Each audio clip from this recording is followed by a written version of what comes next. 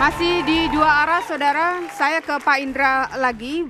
Pak Indra, hari ini kalau tidak salah ada simposium anti komunis yang merupakan tandingan simposium apa yang sudah digelar pemerintah di awal April lalu kalau tidak salah. Dan salah satu rekomendasi yang Anda bacakan adalah pembubaran Partai Komunis Indonesia Gerakan atau Gaya Baru. Anda meyakini sudah ada partai yang terbentuk? Begini, tadi saya mesti ulang yang tadi ya. Nah, salah satu bagian daripada kekhawatiran itu, ini bentuk kewaspadaan. Sebetulnya bukan tandingan daripada simposium yang ada di Arya Duta, tapi ini kita menghaspadai, melihat tanda-tanda. Minta dicabut TAP MPR tahun nomor 25 tahun 66 MPRS. Ya. Itu pelarangan seluruh marxisme pembubaran. Kemudian itu dikuatkan lagi dengan Undang-Undang nomor 27 tentang Keamanan Negara, Jungto pasal 107 KUHP. Ini semua melarang semua kegiatan yang bentuknya untuk menghidupkan kembali PKI. Ya. Jadi kalau aparat keamanan, tentara maupun polisi melakukan sweeping, itu bagian daripada melaksanakan hukum ini. Ya.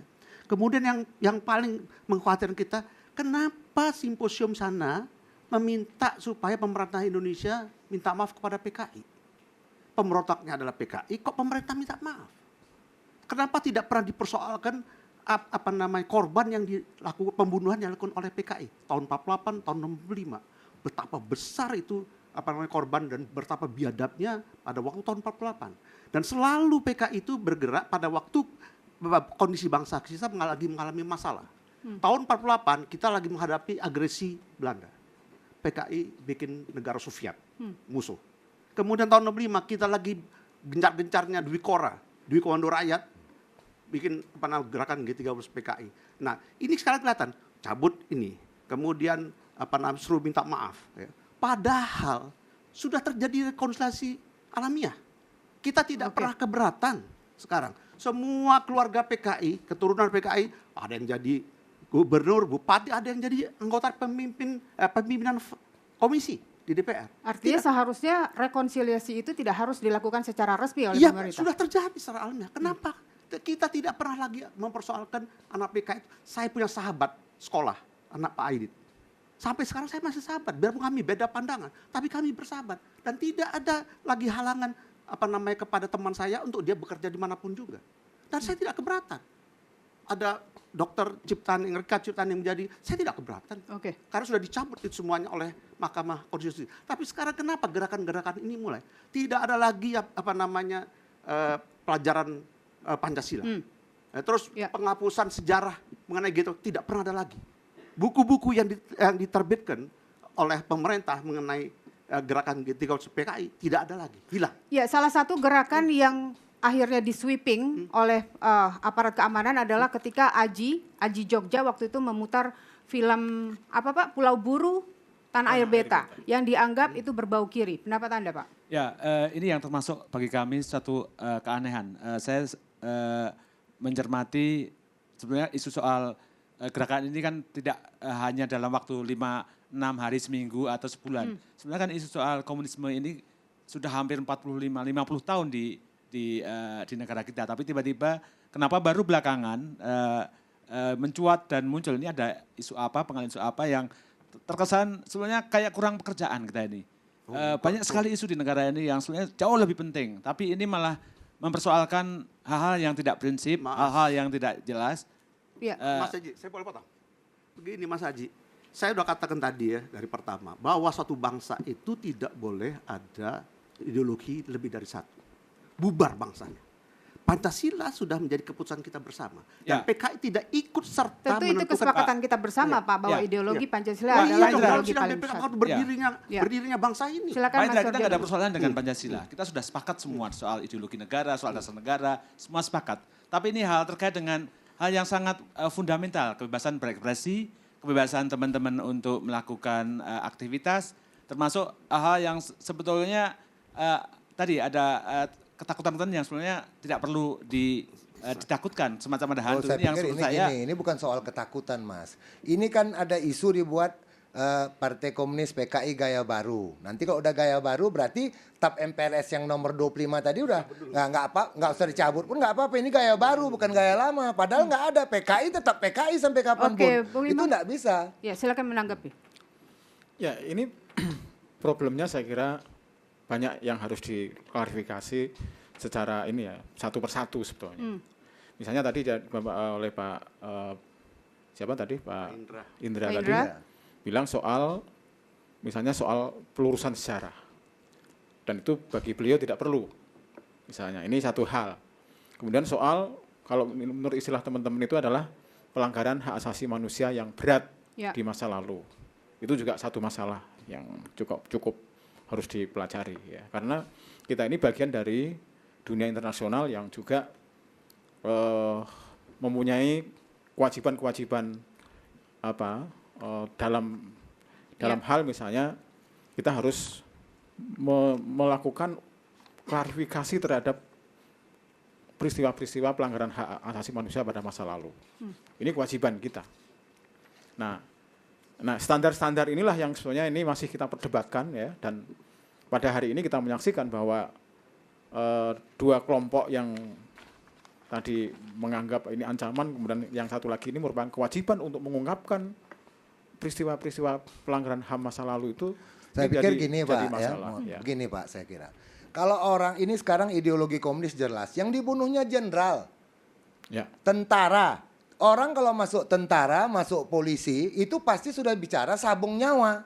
Menyabung nyawanya, jual nyawanya untuk mempertahankan negara ini. Ini jenderal dibunuhin. Kalau sudah dibunuhi jenderal ini apalagi? Sudah tidak ada tawaran lagi untuk kita. Yang mau menjaga negeri ini siapa? Secara formal tentara. Sama satu saya mau nambahkan tadi ya, ada namanya persoalan HAM berat segala macam. Tapi tidak pernah dipersoalkan apa yang dilakukan oleh HAM berat oleh PKI pada tahun 65. Loh, itu gini Pak ya. Kan, jadi saya kira makanya karena kalau sekarang ini ya, sekarang sudah terjadi semacam rekonsiliasi alamiah. Kita tidak masalah. Jangan kita lihat lagi ke belakang. Kalau kita kutik-kutik lagi ini, nanti membangkitkan lagi luka lama, dan luka lama itu akan berat akibat ke depan.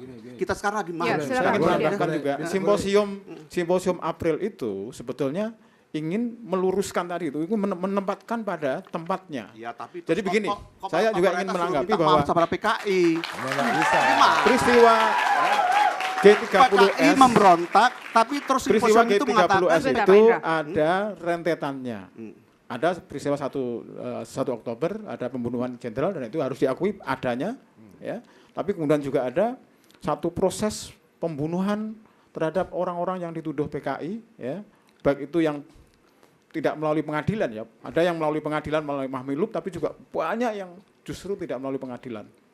Yang itu dilakukan oleh berbagai macam unsur, terutama negara juga ikut terlibat di situ. Termasuk ada NU juga waktu itu terlibat dalam pusara itu. Saya pikir gini Pak ya, masalahnya begini. Kalau sudah rakyat bergerak, nggak bisa lagi bicara pengadilan Pak. Karena orang semua, kenapa orang bisa semua satu Indonesia ini bergerak serentak membumi hanguskan, merontokkan, menghancurkan komunis ini. Karena semua orang merasakan kezalimannya, kebiadabannya. Terus sudah terjadi, itu nggak bisa dibendong. Oke, silakan Bu. Mustahil. Nah, gini, kita mulai dari cerita tentang wajar khawatir atau tidak. Wajar, tapi benar khawatir atau tidak. Lihat faktanya. Bahwa kemudian ada ruangan gelap, orang masuk dia takut, wajar. Pantas takut, benar untuk takut, lihat faktanya. Ada atau tidak. Kita butuh perbandingan seperti saya sampaikan tadi. Nah, tentang sejarah. Kalau kita bicara tentang kebenaran sejarah tuh kayak apa rupanya? Kalau menurut saya, satu-satunya kebenaran sejarah adalah ketika dia punya lebih daripada satu cerita. Kalau ada sejarah dan dia cuma satu cerita, diragukan. Untuk itu, biarkan saja semua bercerita tentang peristiwa sejarah itu. Sama seperti saya dan teman-teman aktivis 98 dari berbagai kelompok. Ada Forkotnya, ada FKSMJ-nya, ada kami dan sebagainya. Kita melihat proses pendudukan DPR itu dari sekian banyak kacamata dan tidak pernah ada satu sikap pun. Siapa yang duluan ke sana, jam berapa, siapa yang mengomandoi dan sebagainya. Dan sampai sekarang kita tidak pernah persoalkan itu. Ya biarkan saja kebenaran versi mereka, versi ini segala macam. Bahkan yang lebih lucu lagi, tidak ada pelaku sejarah 98 yang menulis buku. Yang menulis buku pengamat semua. Dan kita biarkan saja. Nah di sini butuh kedewasaan juga melihat sejarah. Saya juga tidak setuju kalau kemudian misalnya dibilang sejarah harus kita luruskan. Yang lurus itu juga belum tentu benar nantinya. Karena tidak boleh satu. Sejarah tidak boleh punya satu cerita. Kalau dia cuma punya satu cerita, cenderung tidak benar. Untuk itu biarkan saja cerita-cerita lain itu muncul. Nah, saya tambahkan Nah, ya. sebentar dulu Pak, sebentar dulu. Artinya begini, mereka butuh belajar. Saya pernah jadi mahasiswa, saya butuh belajar. Kalau kita ke IAIN, ada mata kuliah perbandingan agama. Bandingkan saja yang lain-lain, bagaimana mereka akan tahu sebagai generasi muda sekarang mana yang lebih baik dan mana yang lebih tidak baik kalau tidak pernah jadi maksud mempelajarinya. Anda kalau kita ada Tidak, cerita maksudnya tentang begini, Mbak. kalau ada cerita tentang PKI itu adalah bagian sejarah. Bangsa ini pernah melewati berbagai macam kekerasan. 65 ada, komunis. 84 ada, umat muslim Tanjung Priuk. Negara ini tidak boleh mengulang kekerasan yang sama pada rakyatnya sendiri untuk alasan apapun. Apakah karena ideologinya, apakah karena agamanya, Oke. tidak ada satu justifikasi yang diperbolehkan bagi bangsa ini untuk melakukan kekerasan pada rakyatnya. Itu dulu kita sikapi. Sehingga ke depan kita berjalan lebih enak. Bahwa kemudian saya bertemu dengan siapapun, no problem. Saya diskusi dengan siapapun, tentang apapun, no problem. Sehingga kemudian apa? Perkembangan pikiran kita maju. Berkembang, kita bisa diskusi tentang apapun saja. Saya berharap negara ini sedang berjalan ke arah silakan, sana. Saya bisa memahami ini ya. Cuman begini, sejak reformasi tidak ada lagi cerita mengenai 48. Tidak ada lagi cerita mengenai G30 PKI di dalam pelajaran sejarah anak-anak SD, SMP sampai SMA. Nah, kalau buka saja semuanya. Karena itu pengalaman yang lalu. Buka saja bahwa PKI setelah 2 kali memberontak kepada pemerintah Indonesia, kepada bangsa ini. Nah, kenapa itu dihilangkan sekarang? Buka semuanya. Dan kenapa ada film mengenai G30 PKI enggak boleh ya ditayangkan? Loh, ini bagaimana? Boleh. Buka semuanya, buka kita semuanya. gini, Pak. Mau nayangkan film itu tayangkan, tapi tidak mewajibkan tonton seperti dulu. Dulu saya juga ngalamin, Pak. Bukan, maksudnya begini, Mas. gini waktu itu. Ini SMP sorry, atau begini SMA. ya.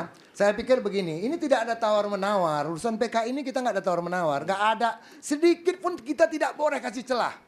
Sedikit pun nggak boleh. Terhadap apanya? Terhadap semuanya, ajarannya kan sesuai dengan Karena Tatip ini 25 membahayakan. Dalam konteks- Begini ya, dalam negara ini terbentuk, ditanyakan pertama dalam sidang BPPKI oleh ketua BPPKI katakan negara kita ini dasarnya apa? Betul. Akhir start berunding 29 Mei pertama kali Profesor Yamin mengatakan dan akhirnya Bung Karno tanggal 1 mengatakan ini dasar negara kita. Ya.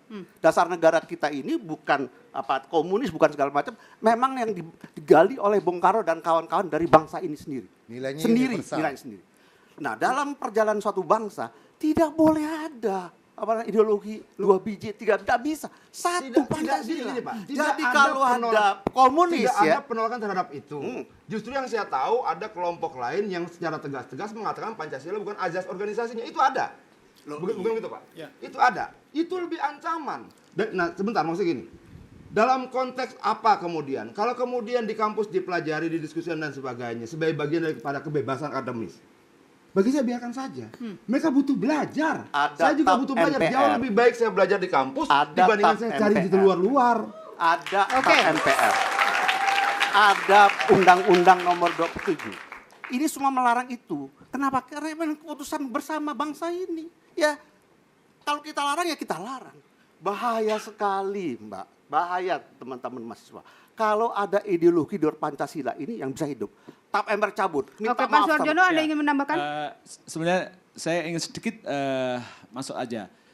Sebenarnya seperti apa sih bahaya komunis secara real? Karena apa? Seperti disampaikan tadi, kita mungkin generasi baru yang ada sekarang ini secara nyata tidak pernah mengalami itu. Yang kita hadapi justru sehari-hari kita di depan mata lewat media setiap hari misalnya bagaimana kekerasan terus terjadi.